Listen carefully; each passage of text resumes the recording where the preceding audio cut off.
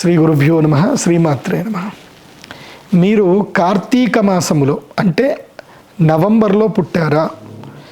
ఎవరెవరైతే గనక అక్టోబర్ 14 నుంచి నవంబర్ 14 లోపల ఎవరైతే పుడతారో వారందరూ కూడా తప్పకుండా ఈ మాల ధరించాలి. ఎందుకు తెలుసా? అక్టోబర్ 14 నుంచి నవంబర్ 14 మధ్యలో సూర్యగ్రహము నీచ స్థానానికి వెళ్తాడు, తులారాశిలో ఉంటాడు.